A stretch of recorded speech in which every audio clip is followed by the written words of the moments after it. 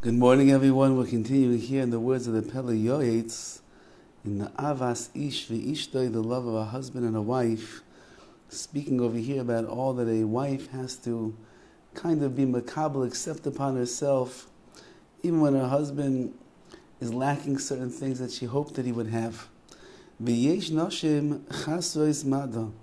There are women that are lacking the savvy to know how to deal with the following situation. They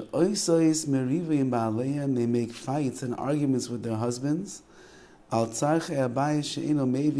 the needs of the house, the money and the acquisitions of the house that the husband doesn't bring in. Says the PELE YOETZ, this is a great folly and foolishness that the woman is doing over here.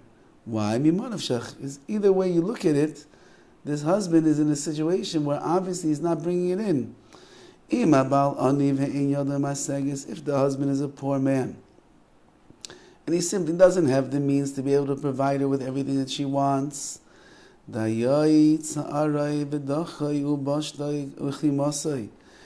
enough that the husband already is in sighs and anguish that he can't afford to give his wife what she wants.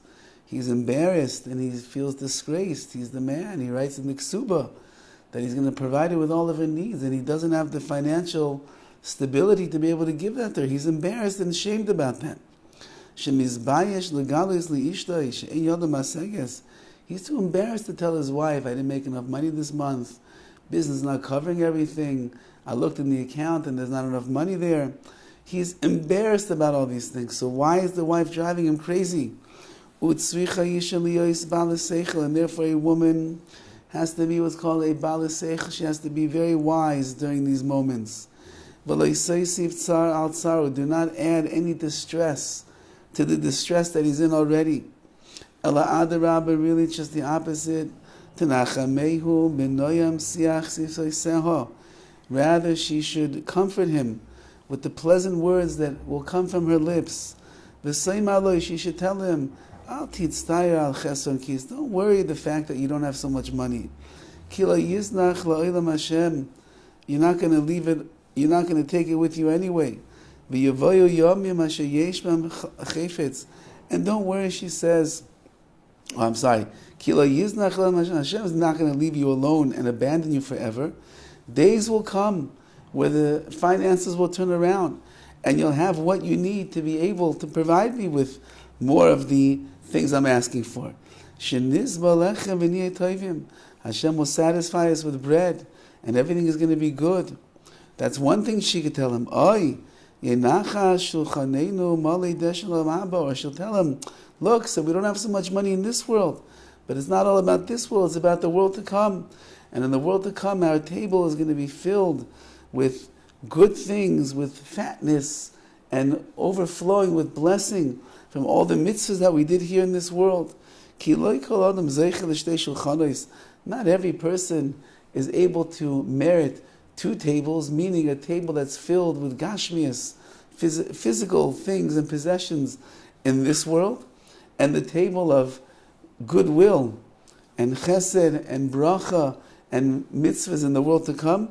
Not everybody could have two tables like that. So we'll take one. Which one do I want? I want the one that's going to be loaded in the world to come. This world, it's vanities. It's emptiness, she tells her husband. I don't need a big cup of coffee every single day from Coffee Bean or Starbucks. I don't need a fancy new car every 3 years. I don't need luxurious jewelry to be dripping off my neck and my arms all day long. I don't need that. I'm happy with what I have. Yakum aviecho b'simcha lachmecha. She says, please, my dear husband, get up and eat some bread with simcha, with joy. I'm happy. You should be happy. Ki gam al alechem levada yichya adam. We could live just with bread that comes directly from Hashem. Keheina dvarim tovim tedaber lo b'chein v'chesed. Further ideas like this, she should speak to her husband. Good ideas, she speaks to him with chen and chesed, where she's doing it with finding favor and kindness in the eyes of her husband. She's so sweet to him. Till the husband is rejuvenated over here with joy, and he's happy. the way that his wife is treating him, and he gives thanks to Hashem on his portion. Garma tova din fol b'chuke, the wonderful wife that has fallen into his chelik, into his portion in life, how grateful he is. And therefore says the PELE YOETZ, your husband's not always going to have everything that you want, which means that you won't be able to have everything that you want and everything that you might even need.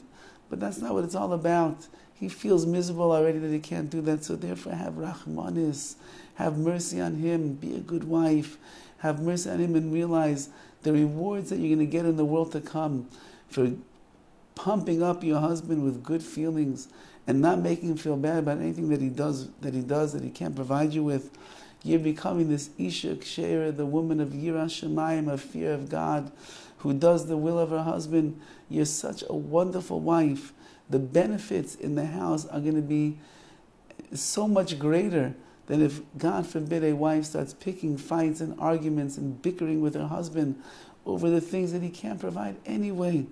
And therefore, be happy with your lot. Be happy with where HaKadosh Baruch Hu put you.